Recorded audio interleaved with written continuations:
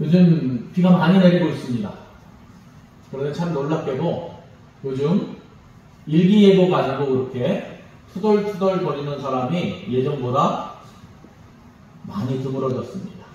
예전에는 비 온다고 우산 들고 나가면 비 안 오고, 비 안 온다고 그냥 가면 비 오고, 그래서 이 예보가 맞지 않는다고 사람들이 투덜투덜 거렸었는데 요즘에는 그래도 일기예보가 대체로 맞습니다. 그런데 오늘 예수님도 마태복음 16장 3절에서 이런 말씀을 하셨습니다. 너희가 청기는 분별할 줄 알면서 시대의 표적을 분별할 수 없느냐. 이 청기가 무엇입니까? 그 당시 일기 상황입니다. 기상 상황. 네, 우리도 뭔가 하면은 내일 비가 오겠구나, 아니면 소나기가 내리겠구나, 뭐 이런 생각들을 합니다. 이 계절의 변화를 통해서 신속히 날아가는 세월의 흐름을 통해서 하나님은 지금도 끊임없이 우리에게 예고하고 계신다는 사실을 예수님께서 시대의 표적을 분별할 수 없느냐 말씀하고 계셨던 것입니다.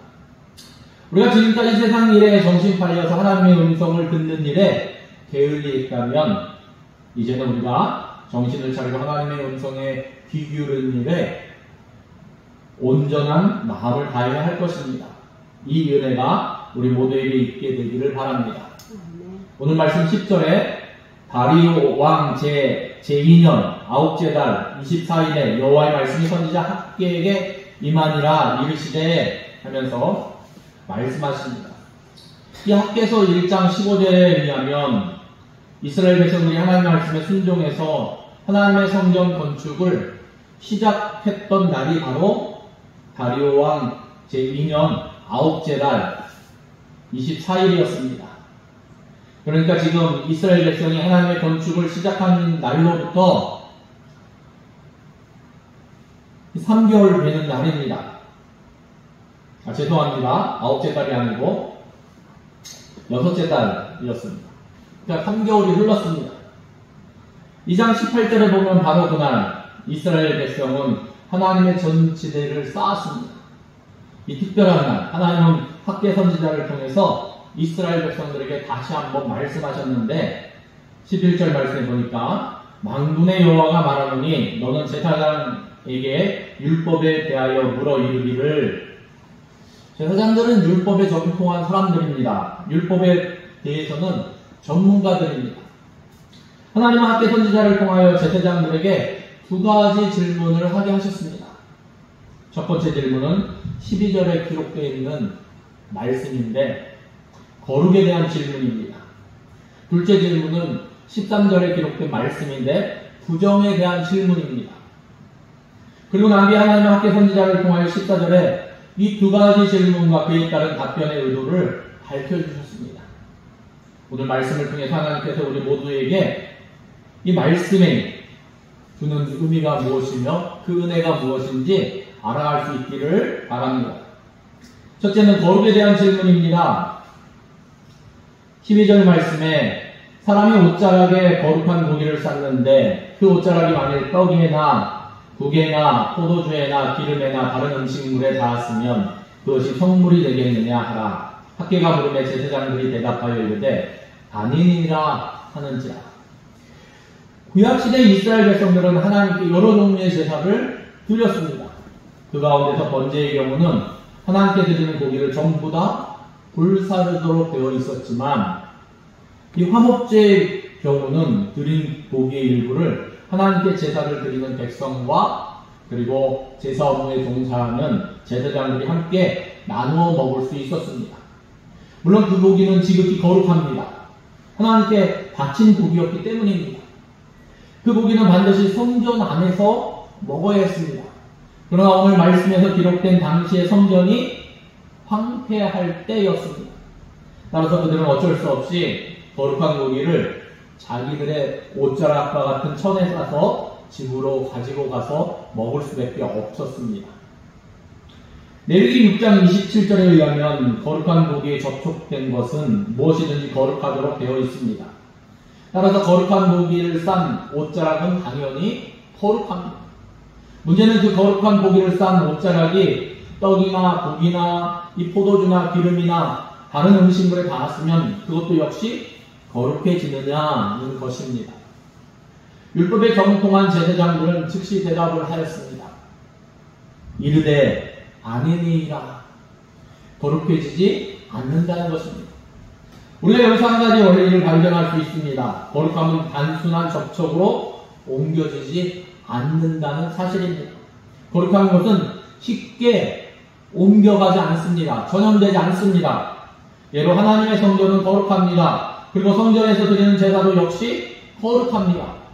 그렇다고 해서 성전에서 하나님께 제사를 드리기만 하면 절로 모든 것이 거룩해진다고 생각할 수는 없는 것입니다. 왜 그렇습니까? 하나님은 우리의 외모를 보시지 않고 우리의 마음의 중심을 보시는 분이시기 때문입니다. 하나님께서 기뻐 받으시는 것은 제사가 아니라 말씀에 대한 순종이기 때문입니다.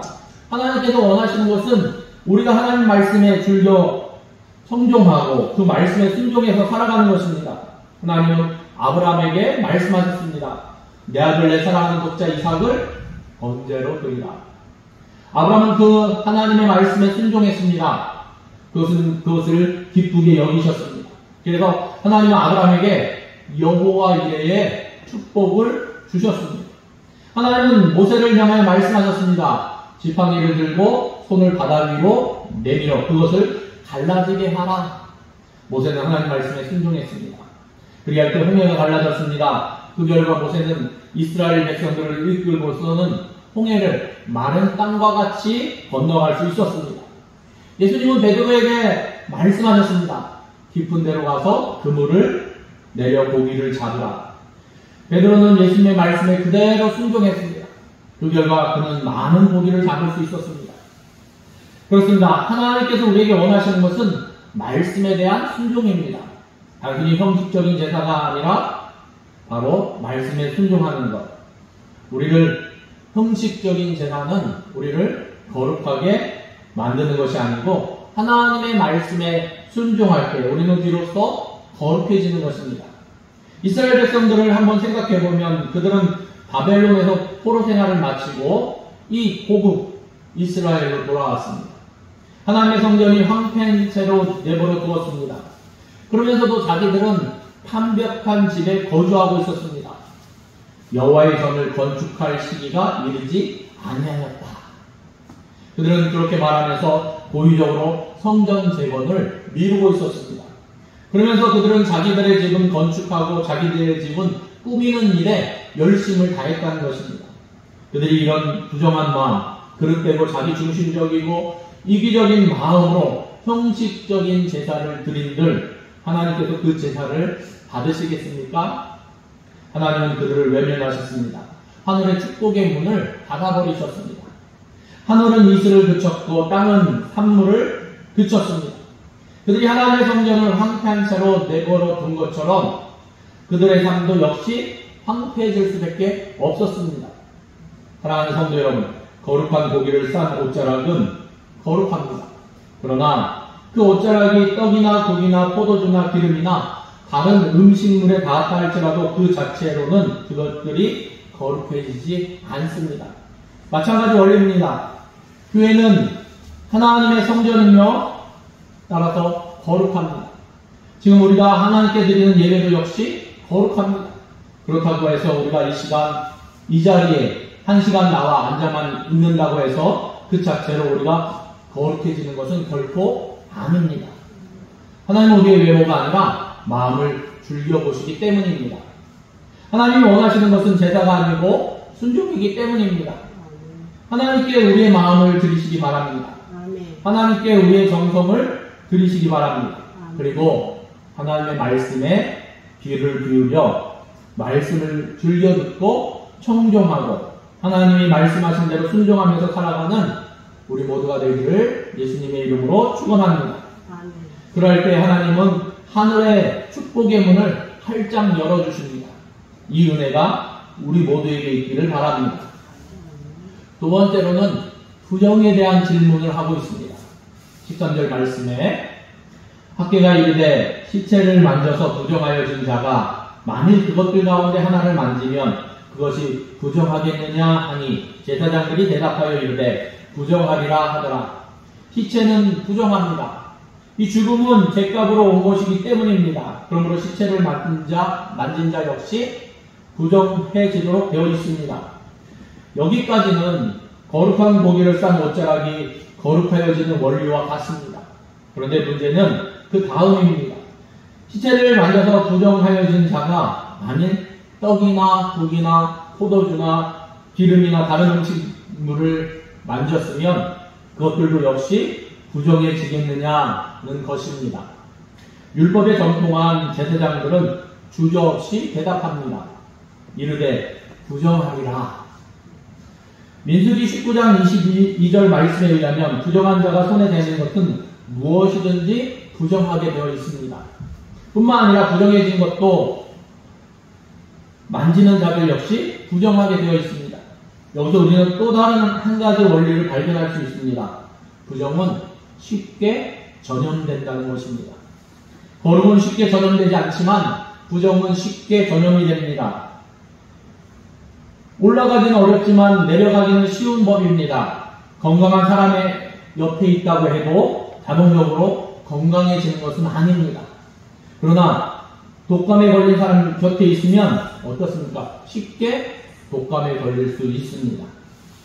이와 같이 거룩은 다른 사람에게 쉽게 옮겨지지 않지만 부정은 너무나도 쉽게 전염이 됩니다. 따라서 우리는 부정을 가까이 하지 말고 멀리하면서 우리의 거룩함을 지키도록 힘써야 한다는 것입니다. 어느 마을에 고지식한 농부가 살고 있었습니다. 어느 날 그는 읍내에 있는 어떤 음식점을 찾아갔습니다. 그 음식점은 이 개구리 요리를 전문적으로 하고 있었습니다. 농부는 음식점 주인에게 이렇게 물었습니다. 실례하지만 제가 개구리 수천 마리를 한꺼번에 잡아올 수 있습니다. 그러면 그것을 다 사주실 수 있습니까? 음식점 주인은 의아한 듯이 그에게 물었습니다. 사주는 것은 별 문제가 되지 않습니다. 그런데 어디서 그 많은 개구리를 잡아올 수 있겠습니까? 농부는 대답했습니다. 우리 집 밭에 달린 작은 연못 하나 있습니다. 그 속에 개구리들이 가득 차 있습니다.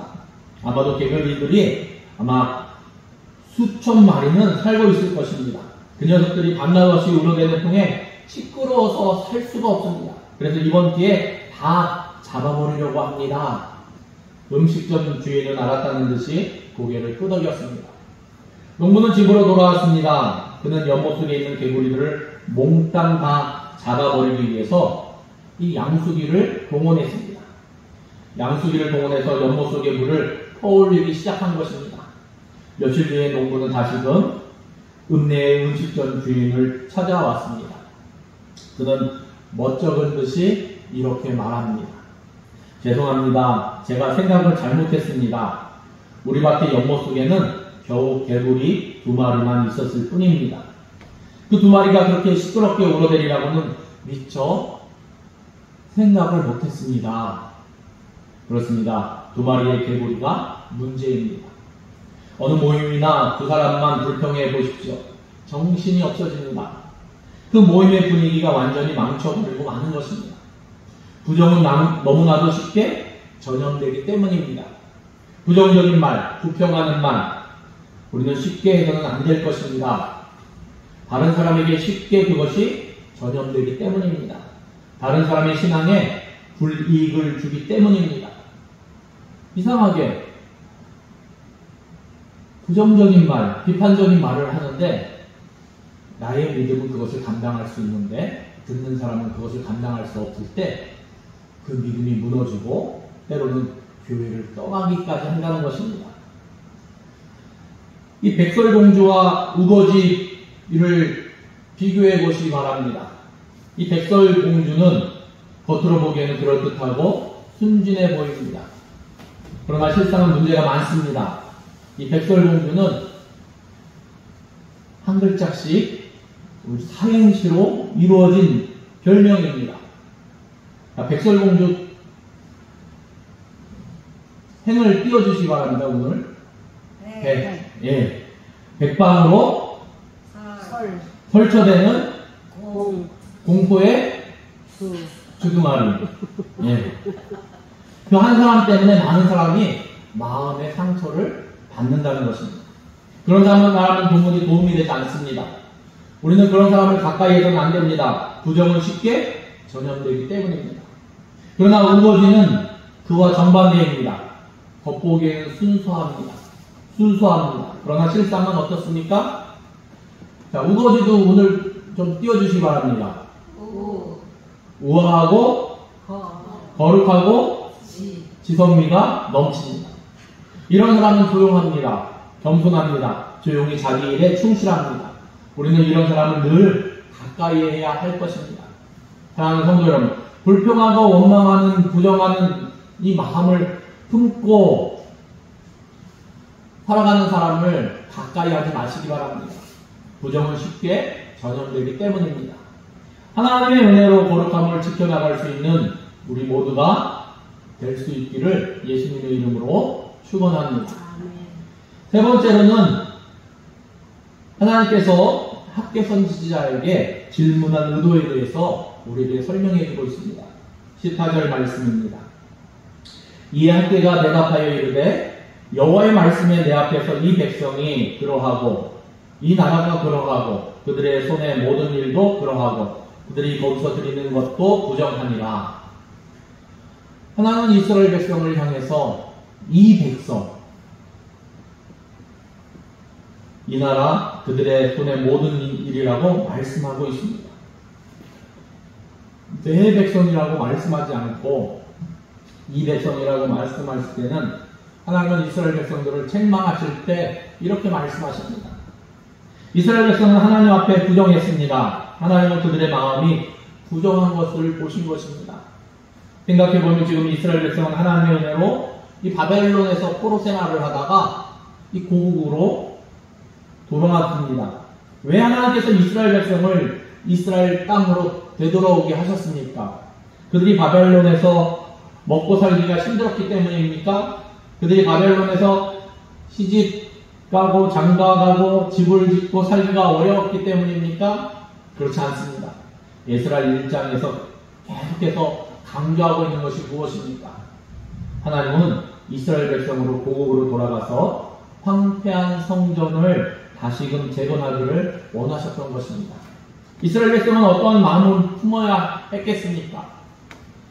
하나님의 뜻이라면 거기에 순종해서 힘써 하나님의 성전을 재건해야지 나의 마음과 또 나의 시간과 하나님께서 내게 허락하신 모든 것을 다 동원해서 하나님의 성전을 재건하자, 이런 마음이 또 이러한 행함이 있어야 됐습니다. 그들은 이러한 거룩한 마음을 품어야 했었는데 그러나 이스라엘 백성은 그러지 못했습니다. 이 부정한 마음을 품고 있었습니다. 우리가 읽은 말씀이지만 여호와의 전을 건축할 시기가 이르지 아니하였다. 그들은 이렇게 말하면서 고의적으로 하나님의 성전을 황폐한 채로 내버려 두었다는 것입니다. 그러면서도 자기들의 집은 완벽한 집에 거주하였습니다. 자기들의 집을 짓고 자기들의 집을 꾸미는 데는 열심을 다했다는 것입니다. 이런 부정한 이스라엘 백성의 마음 때문에 나라 전체가 부정해졌습니다. 부정은 쉽게 전염되기 때문입니다. 이 백성이 그러하고 이 나라가 그러하고 이 백성들의 부정한 생각이 나라 전체에 퍼져나간 것입니다. 뿐만 아닙니다. 그 손의 모든 일도 그러하고 부정해진 손으로 하는 모든 일이 부정해졌다는 것입니다. 그들은 땅에 많은 것들을 뿌렸습니다. 그렇지만 거둬들이는 것은 적었습니다. 땅이 산물을 그쳐버렸기 때문입니다. 한 걸음 더 나가서 그들이 거기서 드리는 것도 부정하리라 말씀하셨습니다. 부정한 마음으로 드리는 제물이니까 그것들도 부정하다는 것입니다. 하나님은 그들의 제물을 흠양치 않으셨습니다. 하나님은 하늘의 축복의 문을 닫아버리셨습니다. 그 결과 하늘은 이슬을 그쳤습니다. 이스라엘 백성들에게는 한재가 임하게 되었습니다. 이스라엘 백성들의 삶은 황폐해졌습니다. 이스라엘 백성들의 과거의 모습이 그러했다는 것입니다. 그러나 이제는 이스라엘 백성이 달라졌습니다. 하나님께서 학계 선지자를 통해서 선포하신 말씀을 듣고 이스라엘 백성은 회개했습니다. 자기들의 소유가 잘못되었다는 것을 깨닫게 되었습니다. 그래서 스룹바벨과 여호수아와 온 이스라엘 백성들이 마음과 뜻을 같이 해서 뜨거운 마음으로 성전 건축을 시작했습니다. 그들은 그들의 모습을 보면서 19절 끝부분에서 하나님은 그들의 모습을 보면서 이렇게 말씀하셨습니다. 그러나 오늘부터는 내가 너희에게 복을 주리라. 하늘 축복의 문을 다시금 활짝 열어주시겠다고 약속하고 계십니다. 언제 그렇게 약속하셨습니까? 이스라엘 백성의 부정한 마음이 바뀌어서 거룩한 마음이 되었을 때입니다. 이스라엘 백성이 한 마음이 되어서 하나님의 성전 건축을 시작할 때입니다. 하나님은 다시금 하늘의 축복의 문을 열어주시겠다고 바로 그때 약속하신 것입니다. 사랑하는 성도 여러분, 이 시간 하나님의 은혜로 우리 마음속에 있는 부정적인 요소를 떨쳐버릴 수 있기를 바랍니다. 거룩한 마음으로 바꿔지기를 바랍니다. 이기적인 생각이나 나 중심의 삶을 살아왔던 것을 떨쳐버리고 하나님 나라와 하나님의 의를 먼저 구하는 거룩한 마음을 품기를 바랍니다. 그리할 때 하나님 우리를 위하여 하늘의 축복의 문을 활짝 열어주실 것입니다. 사랑하는 성도 여러분, 이 시간 하나님께서 우리의 모습을 보신다면 무엇이라고 말씀하시겠습니까? 이 백성이 그러하고 우리가 하나님 앞에 부정한 마음을 품고 있는 것을 보시면서 탄식하지는 아니하시겠습니까? 하나님께서 우리에게 주시는 시간, 우리에게 허락하신 모든 것을 통해서 하나님의 축복의 씨앗을 열심히 뿌릴 수 있기를 바랍니다. 그러면 오늘부터는 내가 너희에게 복을 주리라. 하나님께서 하늘의 축복의 문을 활짝 우리에게 열어주실 것입니다. 적과 꿀이 흐르는 풍성한 삶이 우리 삶 속에 활짝 열리게 된다는 것입니다. 이 은혜가 저와 여러분 모두에게 함께 할 수 있기를 예수님의 이름으로 축원합니다. 기도하시겠습니다. 하나님 감사합니다. 하나님, 우리가 하나님 앞에 설 때에 우리의 마음의 중심을 드릴 수 있기를 원합니다. 하나님, 우리가 시간에 쫓기어 때로는 하나님 앞에 형식적으로, 습관적으로 하나님 설 때도 있습니다. 그러나 우리의 마음이 온전히 하나님을 향할 수 있도록 인도하시고 우리의 마음이 거룩한 마음으로, 하나님을 사랑하는 마음으로, 하나님 말씀에 순종하는 마음으로 바뀌어서 하나님이 그러나 이제는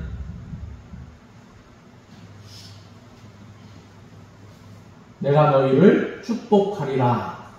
하나님의 축복받는 하나님의 자녀들 될 수 있도록 하나님 함께하여 주시옵소서. 아멘. 하나님 진실로 우리 안에 하나님의 은혜가 필요합니다. 그 은혜를 온전히 누릴 수 있도록 하나님 우리와 함께하여 주시옵고 또 우리가 말씀을 통해서 하나님이 원하시는 것들을 감당하며 또한 이뤄나갈 수 있도록 성령 하나님 우리를 도와주시옵소서. 주님께서 작은 부분까지라도 간섭하시고 또한 우리가 주님이 기뻐하시는 일들을 감당하는 데 부족함이 없도록 인도하여 주실 것을 간절히 간구하며 예수 그리스도의 이름으로 기도드립니다. 아멘.